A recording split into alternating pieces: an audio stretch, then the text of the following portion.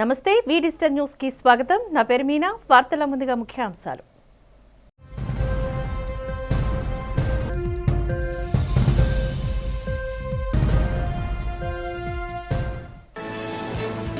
Cancer వ్యాధి నిపుణుడు నోరి దత్తాత్రేయుడు రచించిన గ్రంథాన్ని ఆవిష్కరించిన ముఖ్యమంత్రి చంద్రబాబు నాయుడు. మారుమూల గ్రామంలో పుట్టి ప్రపంచానికే సేవలందించిన మహనీయుడు నోరి దత్తాత్రేయుడంటూ ప్రశంస.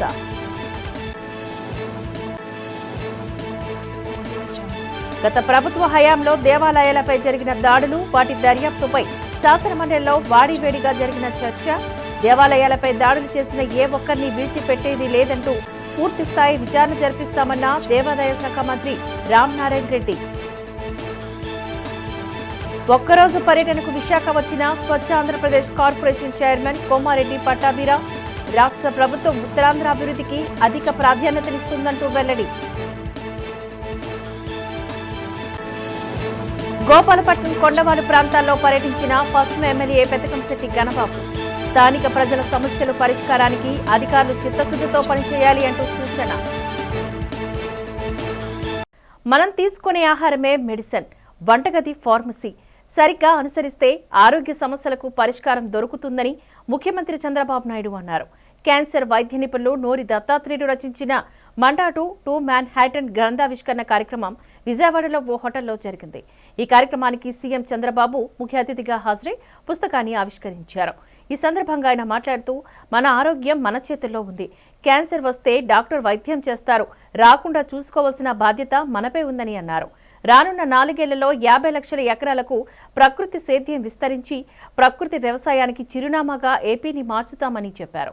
మన దేశంలో ఉన్నంత బోధనా సౌకర్యం ఏ దేశంలోనూ లేదని అన్నారు. కొంతమంది ఇంగ్లీష్ గురించి మాట్లాడుతున్నారని, కమ్యూనికేషన్కు మాత్రమే ఇంగ్లీష్ భాష పనిచేస్తుందని, మాతృభాషలో చదువుకుంటేనే జ్ఞానం వస్తుందని అన్నారు. మారుమూల గ్రామమైన మంటాడలోని పుట్టి ప్రపంచాన్ని మెప్పించి ప్రపంచానికే సేవలు అందించిన దత్తాత్రేయుడు మన తెలుగువారు కావడం మనందరికీ గర్వకారణమా అంటూ కొనియాడారు.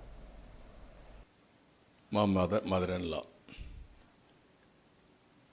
నా మ్యారేజ్ అయిన తర్వాత వాడికి క్యాన్సర్ వచ్చింది. మా ఫ్యామిలీ అంతా చాలా బాధపడ్డాం. అప్పుడు 2 హాస్పిటల్స్ ఉండేటివి. ఒకటి బాంబే టాటా మెమోరియల్ ఇన్స్టిట్యూట్, 2 అడయార్. అక్కడి నుంచి అమెరికాకు వచ్చినప్పుడు దత్తాత్రేయ గారే ఆవిడ ట్రీట్మెంట్ ఇవ్వడం. అప్పుడు కూడా ఆవిడ ఆలోచించిన విధానంలో మీరు చూస్తే, నేనైతే డబ్బులు పెట్టుకొని రాగలిగాను ఒక ముఖ్యమంత్రి భార్యగా, లేకుంటే ఎన్టీఆర్ భార్యగా ఎంతమందికి అవకాశం వస్తుంది, కాబట్టి ప్రజలకు అవసరమైన ఒక హాస్పిటల్ పెడితే బాగుంటుంది, క్యాన్సర్ హాస్పిటల్ పెడితే బాగుంటుందని ఒక సంకల్పాన్ని ఆవిడ చెప్పడం, అది ఎన్టీ రామారావు గారు గుర్తుపెట్టుకొని ఆవిడ చనిపోయిన తర్వాత నోరి దత్తాత్రేయుడు గారితో మాట్లాడడం. ఆ రోజుటి నుంచి ఆయన అసోసియేట్ అయ్యాడు. ఎప్పుడైతే ఎన్టీఆర్ ఆ సంకల్పంతో 7 ఎకరాలు భూమి ఇచ్చారు, తర్వాత కొన్ని కారణాల వల్ల మేము అనుకున్నంత ప్రోగ్రెస్ చేయలేకపోయాం.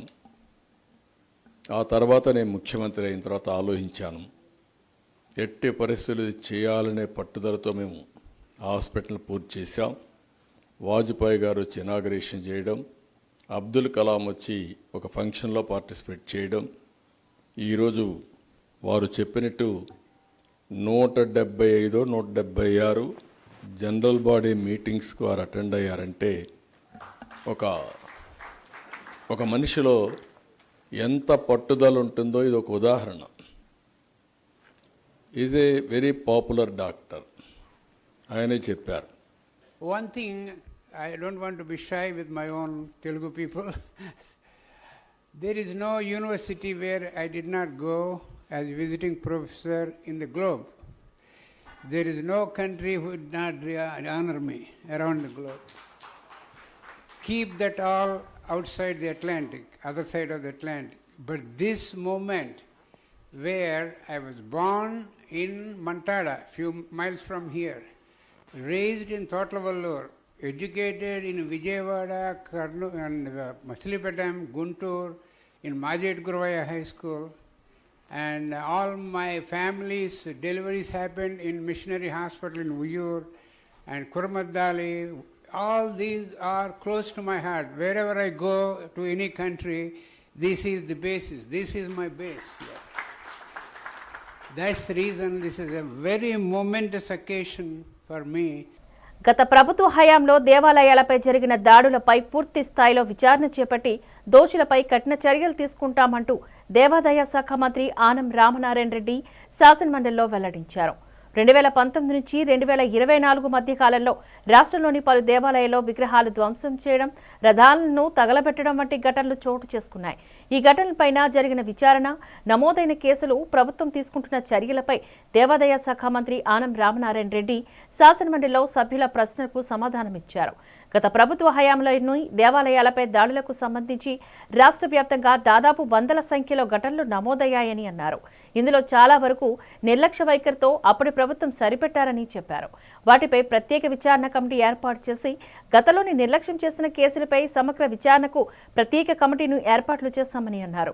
అలాగే ప్రముఖ దేవాలయాల్లో సీసీటీవీ, సర్వేలైన్స్, భద్రతా సిబ్బంది నియామకం కూడా జరుపుతున్నట్లు మంత్రి ప్రకటించారు. భవిష్యత్తులోని దేవాలయాలపై దాడులకు పాల్పడిన వారిపైన తక్షణమే కఠిన చట్టపరమైన చర్యలు తీసుకోవడం జరుగుతుందని మంత్రి పేర్కొన్నారు.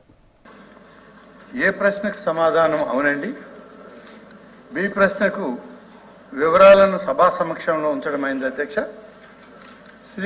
సి ప్రశ్నకు సమాధానం కొంతమంది స్వార్థపూరిత వ్యక్తుల ఆదేశం మేరకు కొన్ని సంఘ వ్యతిరేక శక్తులు ఈ చర్యలకు పాల్పడి ఉండవచ్చని అనుమానించడమైంది అధ్యక్ష.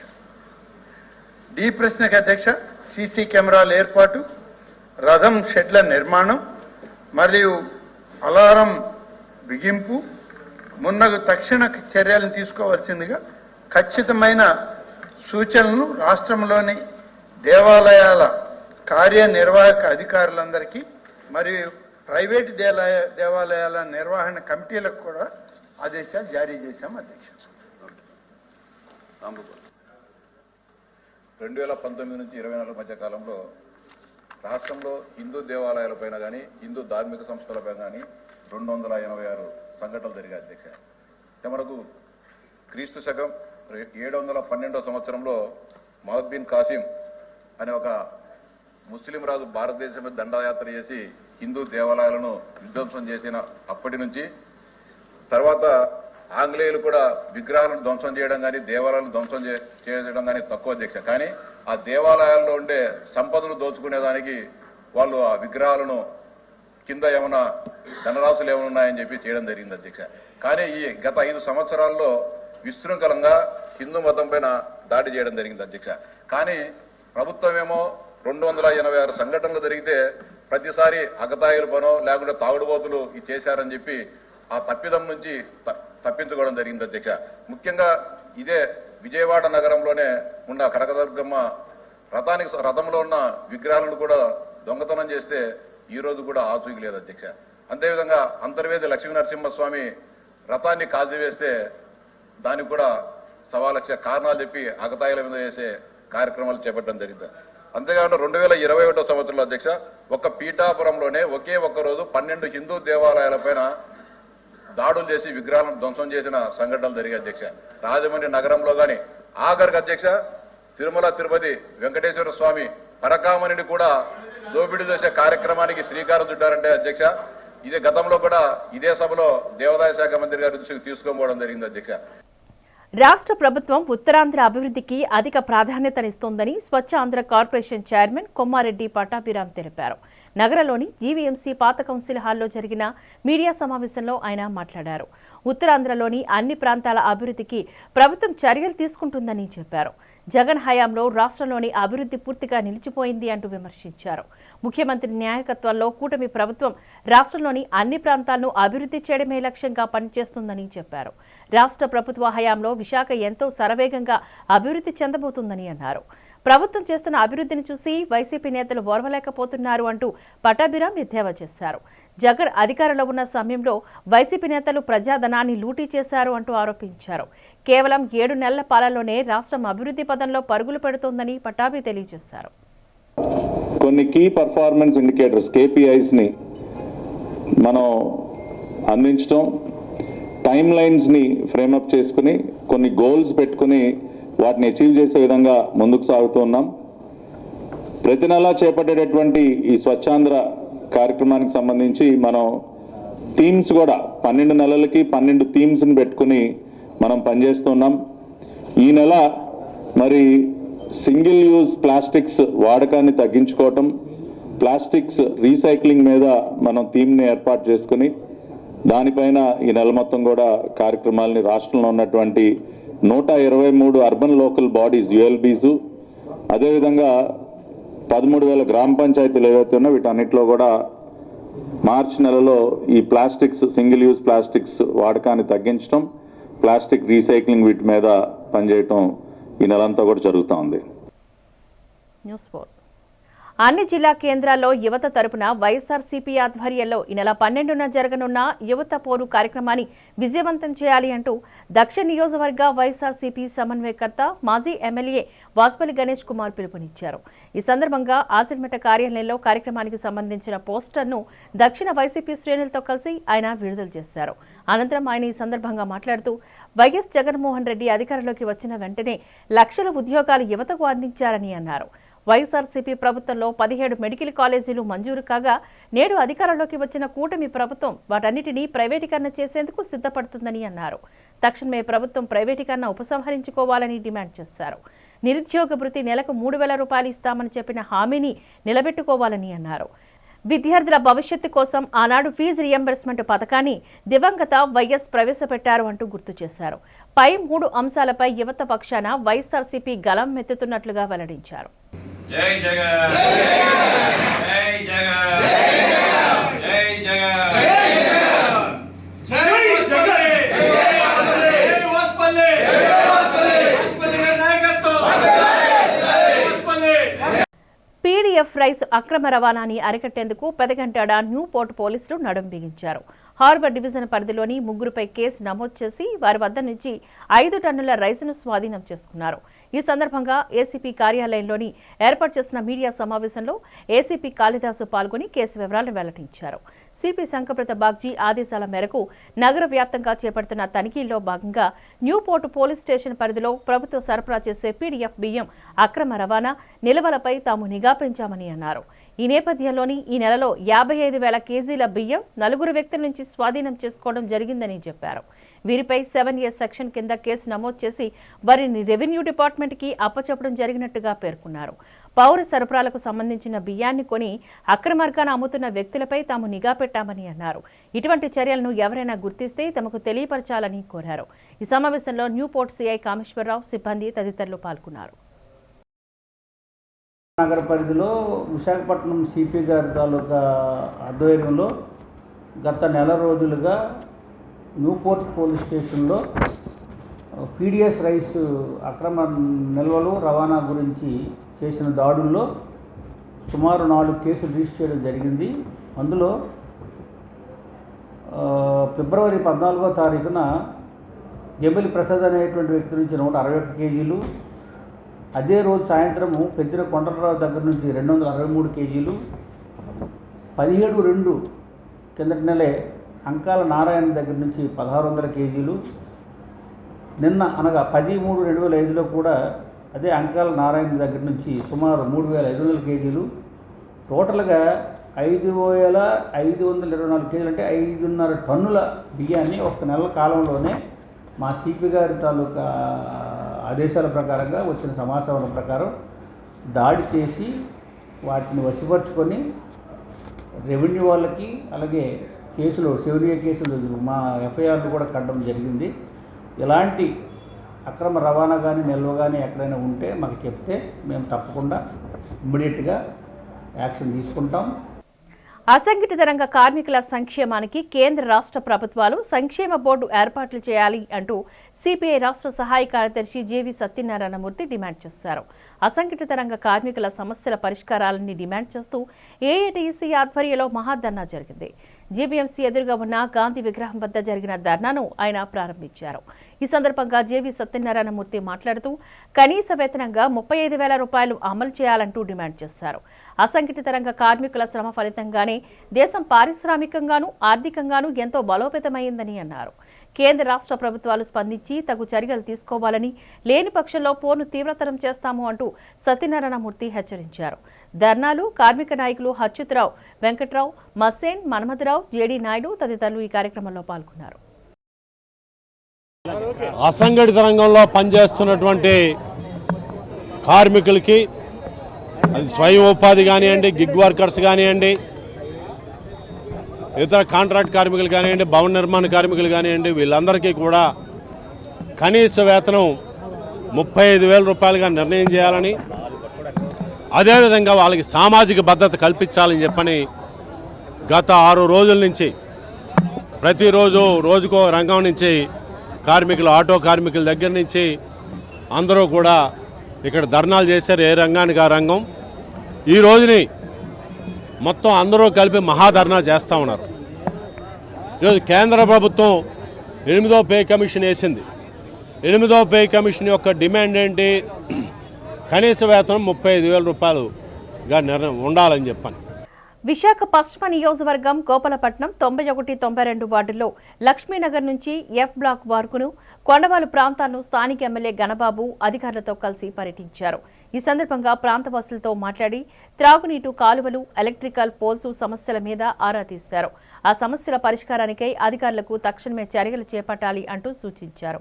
ఈ కార్యక్రమంలో స్థానిక తెలుగుదేశం పార్టీ నాయకులు అధిక సంఖ్యలో పాల్గొన్నారు.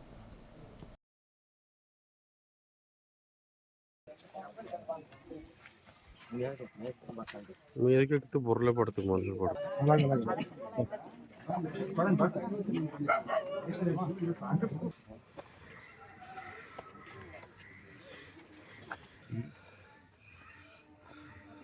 ఎన్నికల మేనిఫెస్టోలో చెప్పిన విధంగా నిరుద్యోగ యువతకు నెలకు 3,000 రూపాయల వృత్తి ఇవ్వాలని పెందుర్తి నియోజకవర్గ వైఎస్ఆర్సీపీ సమన్వయకర్త, పెందుర్తి మాజీ ఎమ్మెల్యే ఆనంరెడ్డి ఆదిప్రాస్ డిమాండ్ చేశారు. యువతకు భరోసాగా వైఎస్ఆర్సీపీ పార్టీ ఆధ్వర్యంలో ఈ నెల 12వ తేదీన జరగనున్న యువత పోరు కార్యక్రమ గోడ పత్రికను ఆయన ఆవిష్కరించారు. ఈ సందర్భంగా ఆయన మాట్లాడుతూ పార్టీ ఆదేశాల మేరకు ఈ నెల 12వ తేదీన రాష్ట్ర వ్యాప్తంగా అన్ని జిల్లాల్లో కలెక్టర్ కార్యాలయాలను ముట్టడించాలని నిర్ణయించామని అన్నారు. అందులో భాగంగా రేపు 12వ తేదీన మన జిల్లా కలెక్టర్ కార్యాలయాన్ని ముట్టడిస్తామని తెలిపారు. కూటమి ప్రభుత్వం ఈ 9 నెలల్లో ₹1 కూడా ఫీజు రియంబర్స్మెంట్ విడుదల చేయలేదంటూ ఆరోపించారు. విద్యార్థులు అనేక ఇబ్బందులు పడుతున్నారని, నిరుద్యోగ భృతి విషయంలో కూటమి ప్రభుత్వం మాట తప్పింది అంటూ మండిపడ్డారు. కార్యక్రమంలోని వైఎస్ఆర్సీపీ పార్టీ నాయకులు శరగడం చిన్నప్పలనాయుడు, బైలిపూడి జయరాం, మెంటి మహేష్, వైఎస్ఆర్సీపీ నాయకులు, కార్యకర్తలు తదితరులు పాల్గొన్నారు. నిరుద్యోగ యువతి యువకులు వాళ్ళు చంద్రబాబు నాయుడు గారు చెప్పడం జరిగింది, మేము కూటమి ప్రభుత్వం అధికారంలోకి వస్తే 20 లక్షల ఉద్యోగాలు కల్పిస్తాం. ఉద్యోగాలు కల్పించలేని ఎడల 3,000 రూపాయలు నిరుద్యోగ భృతి ఇస్తాం ప్రతి నెల అని చెప్పడం జరిగింది. మరి గత సంవత్సరం బడ్జెట్లో ఎక్కడా నిరుద్యోగ భృతి అన్నది లేదు. మరి ఈ బడ్జెట్లోనైనా కేటాయిస్తారంటే కనీసం ₹1 కూడా ఈ బడ్జెట్లో కూడా ఏ ఒక్క విద్యార్థికి కూడా, ఏ ఒక్క నిరుద్యోగికి కూడా నిరుద్యోగ భృతికి సంబంధించి ₹1 కేటాయింపులు లేవు. వాళ్ళు ఎలా చూసుకుంటే ఈ రెండు సంవత్సరాల్లోనే ఒక్కొక్క నిరుద్యోగికి కూడా 72,000 చొప్పున ఈ ప్రభుత్వం చెల్లించాల్సి ఉంది.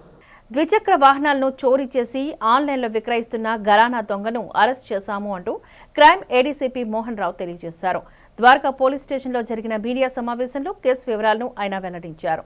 నిందితుడైన బత్తుల సాయిరాంను అరెస్ట్ చేసి రిమాండ్కు తరలించామని అన్నారు. నగరంలోని పలు ప్రాంతాల్లో వాహనాలు చోరీ చేసి ఆన్లైన్లో విక్రయిస్తూ డబ్బులు సంపాదిస్తున్నాడని ఏడీసీపీ మోహన్ రావు తెలిపారు. విజయవాడకు చెందిన సాయిరాం విశాఖ కేఆర్ఎం కాలనీలోని నివాసం ఉంటున్నాడని చెప్పారు. టీపీటీ కాలనీలో గల హోటల్ వద్ద పార్కు చేసిన వాహనాన్ని నిందితుడు దొంగిలించి నగరంలోని తిరుగుతున్నాడని చెప్పారు. ద్వారకా ఎస్ఐ రాజు వాహనాలను తనిఖీ చేస్తూ ఉండగా సాయిరాం నడుపుతున్న బండికి తగిన కాగితాలు లేకపోవడంతో ఆరా తీశారని, నిందితుడు వాహనాలు చోరీ చేస్తున్నట్లు అంగీకరించాడని తెలిపారు. ఈ కేసులో ప్రతిభ కనబర్చిన ఎస్ఐ రాజు, క్రైమ్ సిబ్బందిని ఏడీసీపీ మోహన్ రావు అభినందించారు. ఈ ద్వారకా పోలీస్ స్టేషన్ లిమిట్స్లో ఈరోజు బత్తుల సాయి కుమార్ అనే వ్యక్తిని 22 సంవత్సరాలు ఆయన అరెస్ట్ చేయడం జరిగింది. ఇతని ఈ పొజిషన్లో 6 2 వీలర్స్ని సీజ్ చేయడం జరిగిందండి. ఇతను విజయవాడలో ఉండేవాడు, అక్కడ ప్రైవేట్ జాబ్ చేస్తూ ఉండేవాడు. ఈ సెప్టెంబర్లో విశాఖపట్నం వచ్చి ఓ ప్రైవేట్ కంపెనీలో ప్రైవేట్ జాబ్ చేస్తున్నాడు. అయితే ఇతనికి బెట్టింగ్ యాప్స్ వివిధ చెడు అలవాట్లు ఉండడం వల్ల అప్పులు అయిపోయాడు. అప్పులు తీర్చాలనే ఉద్దేశంతో ఈయన తప్పుదారించుకొని గత అక్టోబర్ నుంచి MVP, Dwaraka, 3 town, 4th town, PM Palem లిమిట్స్లో బైక్ దొంగతనాలు చేసి 6 బైకులు దొంగలించడం జరిగింది. అయితే ఇతను ఈ విధంగా బైక్ దొంగతనాలు చేస్తున్నాడని సమాచారం మేరకు మనకి రావడం మేరకు ఈయనపై నిఘా పెట్టి మా క్రైమ్ డీసీపీ గారు, ఏడీసీపీ సార్, సిపి సార్ గారి ఇన్స్ట్రక్షన్స్ ప్రకారం ఈయన్ని 2 days ఫాలో అయ్యి ఈయన్ని అదుపులోకి తీసుకోవడం జరిగింది. ఏపీఎస్ఆర్టీసీ విశ్రాంత ఉద్యోగులు తమ న్యాయమైన సమస్యల పరిష్కారాన్ని కోరుతూ నిరసన బాట పట్టారు. జీవీఎంసీ గాంధీ పార్క్ వేదికగా నినాదాలు చేస్తూ డిమాండ్ల సాధనకై ధర్నా నిర్వహించారు. ఏపీఎస్ఆర్టీసీ రిటైర్డ్ ఎంప్లాయీస్ అసోసియేషన్ ఆధ్వర్యంలో జరిగిన నిరసన కార్యక్రమాన్ని ఉద్దేశించి అసోసియేషన్ నాయకులు మాట్లాడారు. ఏళ్ల తరబడి ఉద్యోగ బాధ్యతలు నిర్వర్తించి విరమణ పొందిన తమకు చాలీచాలనే పింఛన్లు అందుతున్నాయంటూ ఆరోపించారు. నిత్యావసర వస్తువుల ధరలు ఆకాశాన్ని అంటుతున్న ప్రస్తుత కాలంలో నెలకు 1000 రూపాయల పింఛన్తో ఎలా బ్రతకాలి అంటూ ఆవేదన వ్యక్తం చేశారు. తమ గోడును ఇప్పటికే అనేక మార్లు ప్రభుత్వం దృష్టికి తీసుకువెళ్లామని, అయినా ప్రభుత్వాల్లో చలనం రాలేదని అన్నారు. శేష జీవితం సుఖంగా గడపాలన్న ఆలోచనతో పొందే ఉద్యోగ విరమణ తమ పాలిట శాపంగా మారింది అంటూ ఆరోపించారు. కనీసం ప్రభుత్వం అందించే వృద్ధాప్య పింఛనునైనా తమకు వర్తింపచేయాలంటూ డిమాండ్ చేశారు. గతంలోని ప్రతిపక్ష నేతగా ఉన్న ప్రస్తుత ముఖ్యమంత్రి చంద్రబాబు నాయుడు తమ పింఛన్ల పెంపుకై హామీ ఇచ్చారు అంటూ గుర్తు చేశారు. అధికారంలోకి వచ్చిన కూటమి ప్రభుత్వం తమ సమస్యలను గ్రహించి వృద్ధాప్య పింఛనుకు అర్హులుగా గుర్తించి ఆదుకోవాలి అంటూ కోరుతున్నారు. ఏపీఎస్ఆర్టీసీ విశ్రాంత కార్మికుల తాలూకా కనీసపు పెన్షను 2014 నుంచి మినిమం పెన్షన్ 1000 రూపాయలు మాకు వస్తుంది. ఆ 1000 రూపాయల పెన్షన్తో భార్యాభర్తలు ఇద్దరు ఈ సుమారు 70 నుంచి 85 సంవత్సరం లోపు వయసు వాళ్ళం మేమంతా. మాకు ఆ 1000 రూపాయల పెన్షన్తో, కనీసం పెన్షన్ 1000 రూపాయలతో బ్రతకలేక, ఆరోగ్యానికి తగిన మందులు వాడడానికి చాలలేక అనేక ఇబ్బందులు పడి కొంతమంది అయితే మరణించడం కూడా జరుగుతుంది. మరి టీ తాగి 10 రూపాయలు అయితే మేము ఏ రకంగా బ్రతకాలం ఫ్యామిలీతో. అలాగే చాలామంది కూడా మాకున్న పిల్లలు మీకు అందరికీ తెలుసు, ప్రభుత్వానికి తెలుసు, ఇక్కడ ఉన్న వాళ్ళందరికీ తెలుసు. ఎవరి పిల్లలు ఎవరు పట్టించుకోవట్లా. భర్త భార్య గడవాలంటే కనీసం 10,000 15,000 ఉండాలి. ప్రజలను అనేక సంఘాలు భాగస్వామ్యం చేసి విశాఖ పోర్టు హాస్పిటల్ని కాపాడుకుంటాము అంటూ సిఐటియు విశాఖ జిల్లా కార్యదర్శి బి జగన్ తెలిపారు. పోర్టు హాస్పిటల్ ప్రైవేటీకరణ నిలుపు చేయాలంటూ డిమాండ్ చేస్తూ సిఐటియు ఆధ్వర్యంలో రిలే నిరాహార దీక్షలు కొనసాగుతున్నాయి. హాస్పిటల్ ప్రాంతంలో చేపట్టిన దీక్షలు మంగళవారంతో 162వ రోజుకు చేరుకున్నాయి. ఈ సందర్భంగా జగన్ మాట్లాడుతూ పోర్టు హాస్పిటల్ ప్రైవేటు పరం కాకుండా అడ్డుకుంటామని అన్నారు. పోర్టు యాజమాన్యంపై ఒత్తిడి తీసుకువచ్చేందుకు రాబోయే రోజుల్లో ఆందోళన కార్యక్రమాలు తీవ్రతరం చేస్తామని చెప్పారు. హాస్పిటల్ ప్రైవేటీకరణ నిర్ణయాన్ని కేంద్రం విరమించుకోవాలని డిమాండ్ చేశారు. ఈ విషయంలో కేంద్రం పోర్టు యాజమాన్యం నిర్లక్ష్య వైఖరి అనుసరిస్తే తీవ్ర పరిణామాలు తప్పవు అంటూ హెచ్చరించారు. ఈ కార్యక్రమంలో సిఐటియు నేతలు జె సత్యనారాయణ, రాజగోపాల్, పైడిరాజు, రాఘవులు, నూగరాజు, గణేష్, ఎల్లారావు తదితరులు పాల్గొన్నారు. ఈ ధర్నా కార్యక్రమం సుమారు ఈ రోజుకి 162వ రోజు ధర్నా కార్యక్రమం చేపట్టి ఈ ధర్నా ఎందుకు చేస్తున్నామంటే పోర్ట్ హాస్పిటల్లో ఉన్న కార్మికులు సుమారు 40,000 మంది ఉద్యోగులు కానీ పెన్షనర్స్ కానీ దీని మీద హాస్పిటల్ సదుపాయం పొందుతున్నారు.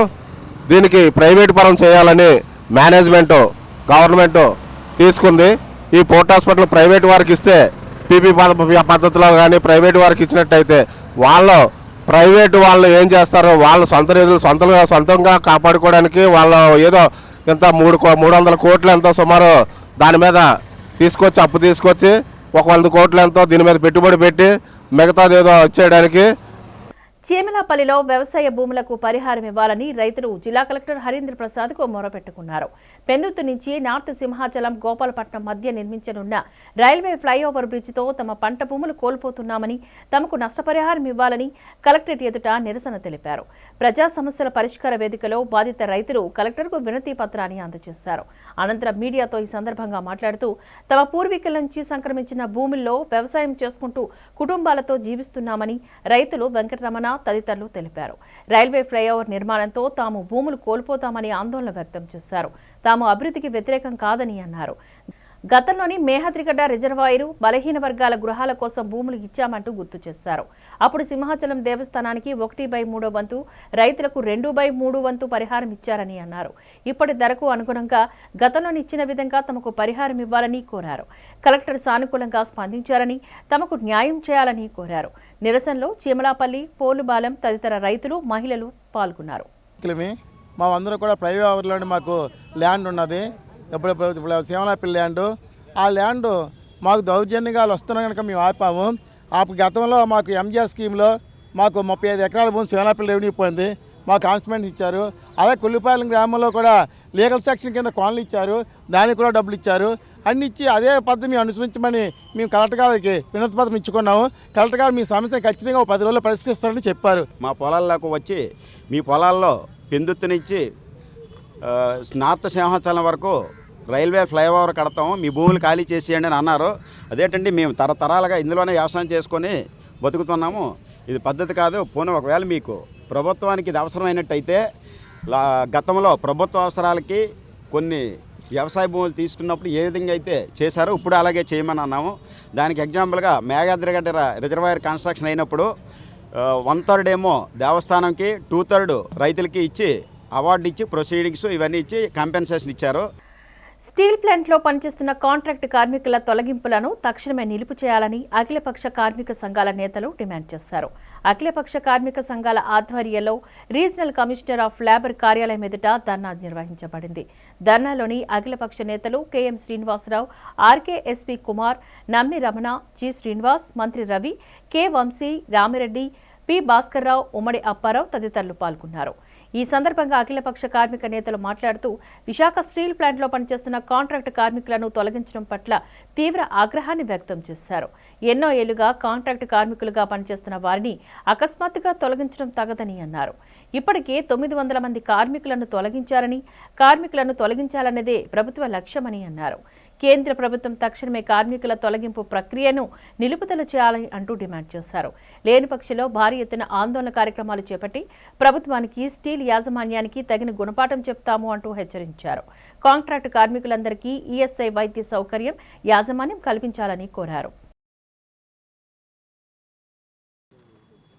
ఈరోజు ఏ విధమైనటువంటి పద్ధతులు పాడు లేకుండా పనులున్నా కానీ ప్యాకేజీలు ఇచ్చాం, ఖచ్చితంగా కార్మికులను తొలగించండి అని చెప్పని కేంద్ర ప్రభుత్వం ఆదేశాల మేరకు స్థానికంగా ఉన్నటువంటి యాజమాన్యం అక్రమ తొలగింపులకు పాల్పడుతూ ఉంది. నేటి వరకు 1000 మంది వరకు తొలగించారు, ఇంకా ఈ తొలగింపులు కొనసాగుతూ ఉన్నాయి. కాంట్రాక్ట్ కార్మికులందరూ ఇట్లా తొలగింపులు వెంటనే ఆపాలని, అక్రమంగా తొలగించిన వాళ్ళందరినీ విధుల్లోకి తీసుకోవాలని సమ్మె నోటీస్ ఇవ్వడం కూడా జరిగింది. కానీ యాజమాన్యం లేబర్ డిపార్ట్మెంట్ దగ్గర చర్చలు జరుగుతున్న తర్వాత కూడా, సంప్రదింపులు జరుగుతున్న సందర్భంగా కూడా దగ్గర 400 మంది కార్మికుల్ని గత వారం 10 రోజుల నుంచి కూడా తొలగించారు. ఇప్పటికీ ఇంకా తొలగింపులు కొనసాగుతూనే ఉన్నాయి. ఈ విధంగా తొలగింపులు కానీ చేస్తే కాంట్రాక్ట్ కార్మికులందరూ సమ్మెకు కూడా సిద్ధమని చెప్పని మేము తెలియజేయదలుచుకున్నాం. వీఆర్ఎస్ పేరుతో సుమారు 1200 మందిని వీఆర్ఎస్ ఇవ్వడం జరిగింది. అదేవిధంగా ఇంకొక 600-700 మంది ఈ సంవత్సరం 6 నెలల లోపలే మళ్ళీ రిటైర్ అయ్యే పరిస్థితి ఉంది. ఇలా సుమారు 2000 మంది పర్మనెంట్ ఎంప్లాయీసే రిటైర్ అవుతున్నారు. ఉన్న పనిభారం కూడా కాంట్రాక్ట్ కార్మికుల మీద పడుతుంది. తక్కువ జీతంతో ఎక్కువ పనిచేస్తున్నటువంటి కాంట్రాక్ట్ కార్మికుల్ని ఈరోజు అక్రమంగా తొలగించాలని ప్రయత్నం చేస్తున్నారు. మొన్న సెప్టెంబర్ 30, 28వ తారీఖుని రాత్రికి రాత్రి 4200 మందిని తొలగిస్తానని చెప్తే వెంటనే రాష్ట్ర ప్రభుత్వం చొరవ తీసుకొని 4200 మందిని కూడా కార్మికులందరూ ముట్టడి చేసిన తర్వాత మళ్ళీ యథావిధిగా తెల్లవారుజాన్ని ఎటువంటి కాంట్రాక్ట్ కార్మికులను కూడా మేము తొలగించమని చెప్పడం జరిగింది. కూటమి ప్రభుత్వం ప్రజలకు ఇచ్చిన హామీలను నెరవేర్చడంలో ఘోరంగా విఫలమైంది అంటూ వైఎస్ఆర్సీపీ స్టూడెంట్స్ యూనియన్ నేతలు doctor T Suresh Kumar, doctor Mohan బాబులు విమర్శించారు. కూటమి ప్రభుత్వం వైఖరిని ఖండిస్తూ ఏయూ మెయిన్ గేట్ వద్ద వైసీపీ స్టూడెంట్స్ యూనియన్ ఆధ్వర్యంలో నిరసన కార్యక్రమం జరిగింది. ఈ కార్యక్రమంలో సురేష్ కుమార్, మోహన్ బాబులు మాట్లాడుతూ యువత పోరు కార్యక్రమాన్ని విజయవంతం చేయాలని విద్యార్థులకు పిలుపునిచ్చారు. ఫీజు రియంబర్స్మెంట్ బకాయిలను చెల్లించాలని, నిరుద్యోగ భృతిని ఇవ్వాలని ప్రభుత్వాన్ని డిమాండ్ చేశారు. జగన్ హయాంలో మంజూరైన 17 మెడికల్ కాలేజీలను ప్రైవేటీకరణ చేసే యోజనను విరమించుకోవాలని అన్నారు. యువత పేరుతో నిర్వహిస్తున్న కార్యక్రమంలో యువత పెద్ద సంఖ్యలో పాల్గొనాలని పిలుపునిచ్చారు. జడ్పీ జంక్షన్ నుంచి కలెక్టరేట్ వరకు భారీ ర్యాలీగా వెళ్లి వైసీపీ నేతలు కలెక్టర్కు వినతి పత్రాన్ని ఇస్తారని వారు తెలియజేశారు. ఇచ్చిన హామీలు నెరవేర్చాలి అంటూ విద్యార్థులు నినాదాలు చేస్తూ తమ నిరసన తెలియజేశారు. ఎలక్షన్లో ఇచ్చినటువంటి హామీలు నెరవేర్చాలని ఈరోజు విద్యార్థులకి స్కాలర్షిప్స్ కానీ లేదంటే ఈ అమ్మఒడి కానీ ఇలాంటి పథకాలన్నీ కూడా ఎలక్షన్ ఇచ్చినటువంటి హామీలు ఈరోజు ఈ ప్రభుత్వం విడుదల చేయడం చాలా బాధాకరమైన విషయం. నిరుద్యోగులు చాలామంది ఈరోజు నిరుద్యోగ యువత రోడ్డు మీద పడిన పరిస్థితి చూస్తూ ఉన్నాం. ఈరోజు విద్యార్థులు చదువుకోవడానికి స్కాలర్షిప్స్ లేదు. ఈరోజు ఇచ్చినటువంటి హామీలు కూడా ఒక్క హామీ కూడా నెరవేరకుండా ఈ ప్రభుత్వం ఇలా చేస్తూ ఉండడం చాలా బాధాకరమైన. ఇప్పటికైనా సరే రేపు జరగబోయేటువంటి 12వ తారీఖు దీక్షను కూడా విజయవంతం చేయాలి. విద్య అనేది ఎంత ఆ దేశంలో అభివృద్ధి చెందితే ఆ దేశం అభివృద్ధి చెందుతూ ఉంటుంది. మరి అలాంటి విద్యలో భాగంగా దానికి సంబంధించినటువంటి వెల్ఫేర్ అయినటువంటి స్కాలర్షిప్లు ఏదైతే ఈ రాష్ట్రంలో విద్యార్థులకు సంబంధించినటువంటి వసతి దీవెన, విద్యా దీవెన, అనేక రకాల స్కాలర్షిప్లు ఇచ్చేటువంటి ఈ రాష్ట్ర ప్రభుత్వం ఒక్కసారి ఈ 9 నెలల నుంచి వాటిని ఆపివేయడం జరిగింది. పేద విద్యార్థులు చదువుకోవాలంటే ఎట్టి పరిస్థితుల్లోనూ స్కాలర్షిప్లతోనే చదవాల్సిన పరిస్థితి ఏర్పడింది ఈ రాష్ట్రంలో. వార్తలు ముగించే ముందు ముఖ్యాంశాలు మరొక్కసారి చూద్దాం.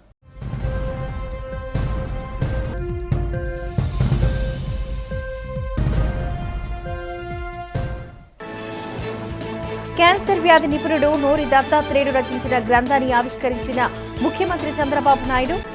మారుమూల గ్రామంలో పుట్టి ప్రపంచానికే సేవలందించిన మహనీయుడు నోరి దత్తాత్రేయుడంటూ ప్రశంస.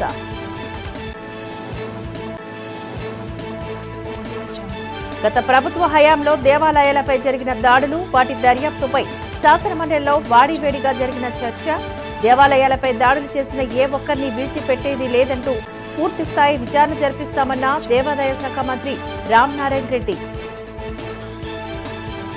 ఒక్కరోజు పర్యటనకు విశాఖ వచ్చిన స్వచ్ఛ ఆంధ్రప్రదేశ్ కార్పొరేషన్ చైర్మన్ కోమారెడ్డి పట్టాభిరామ్. రాష్ట్ర ప్రభుత్వం ఉత్తరాంధ్ర అభివృద్ధికి అధిక ప్రాధాన్యతనిస్తుందంటూ వెల్లడి. గోపాలపట్నం, కొండవాలు ప్రాంతాల్లో పర్యటించిన పశ్చిమ ఎమ్మెల్యే పెతకంశెట్టి గణబాబు. స్థానిక ప్రజల సమస్యల పరిష్కారానికి అధికారులు చిత్తశుద్ధితో పనిచేయాలి అంటూ సూచన. ఈ వార్తలు ఇంతటితో సమాప్తం. నమస్కారం.